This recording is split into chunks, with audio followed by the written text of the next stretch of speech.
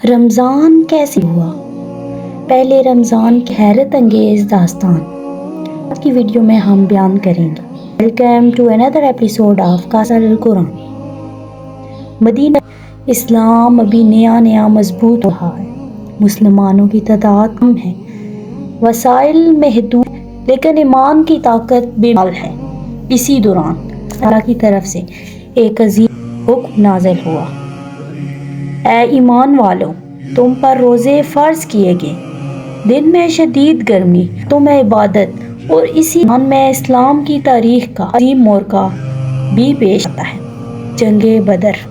محترم ناظرین، آج ہم پہلے رمضان سے لے کر آخری رمضان تک کے بیان کن سفر کے بارے میں بات کریں گے۔ رمضان المبارک اسلامی سال کا نواں مہینہ ہے، جسے خصوصی رحمتوں، برکتوں اور مغفرت کا مہینہ قرار دیا گیا ہے۔ یہ وہ ایک مہینہ ہے جس میں قرآن مجید نازل کیا اور مسلمانوں پر روزے کیے گئے۔ لیکن سوال یہ ہے کہ رمضان کب کیسے شروع ہوا؟ آج کی ویڈیو میں ہم یہی جانیں اور ساتھ ہی یہ بھی کہ رمضان کی وہ 3 خاص عبادات کون سی ہیں ہمیں لازمی کرنی چاہیے۔ تو آئیے دوستو، اس کا باقاعدہ آغاز کرتے ہیں۔ رمضان المبارک کی تعلق اسلام کی ابتدائی تاریخ سے ہے۔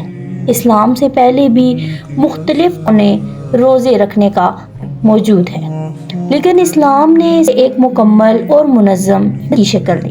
قرآن مجید میں اللہ تعالیٰ ارشاد فرماتے ہیں: اے ایمان والو، تم پر روزے فرض کیے گئے ہیں جیسے سے پہلے لوگوں پر کیے گئے تھے، تاکہ تم پرہیزگار بن جاؤ۔ یہ آیت ہمیں بتاتی ہے کہ روزہ صرف امت محمدیہ پر فرض نہیں ہے، بلکہ پچھلی امتوں پر بھی کسی نہ کسی صورت میں روزے لازم تھے۔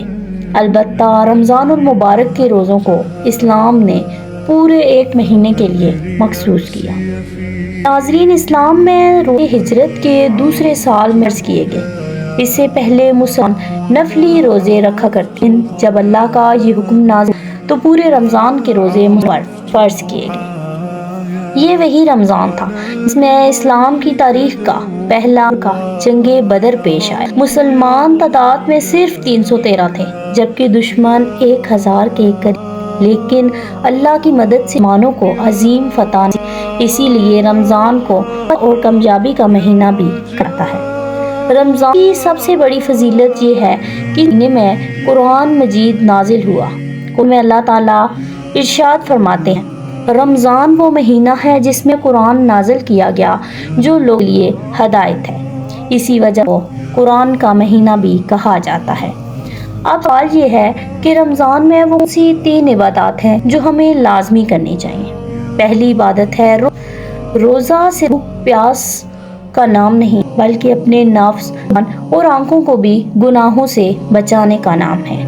دوسری اہم عبادت نماز۔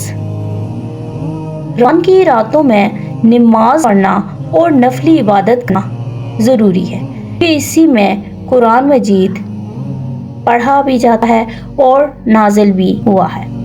تیسری بڑی عبادت ہے قرآن مجید کی تلاوت۔ قرآن رمضان کا مہینہ ہے، اس لیے اسی مہینے میں زیادہ سے زیادہ قرآن پڑھنا اور سمجھنا چاہیے۔ ناظرین، رمضان صرف عبادت کا مہینہ ہی نہیں، بلکہ اپنے نفس کی اصلاح، صبر، شکر اور اللہ کے قریب ہونے کا مہینہ ہے۔ اگر ہم رمضان کو صحیح طریقے سے گزاریں تو یہ مہینہ ہماری زندگی کو بدل سکتا ہے۔ آخر میں ایک سوال: کیا ہم اس رمضان کو بھی صرف کھانے پینے اور سونے میں گزار دیں گے، یا پھر اسے اپنی زندگی بدلنے کا ذریعہ بنائیں گے؟ فیصلہ آپ کے ہاتھ میں۔ اگر آپ میرے چینل پر نئے ہیں تو چینل کو سبسکرائب کر دیں، ویڈیو کو لائک اور شیئر کرنا مت بھولیں۔ جزاک اللہ خیرا کثیرا۔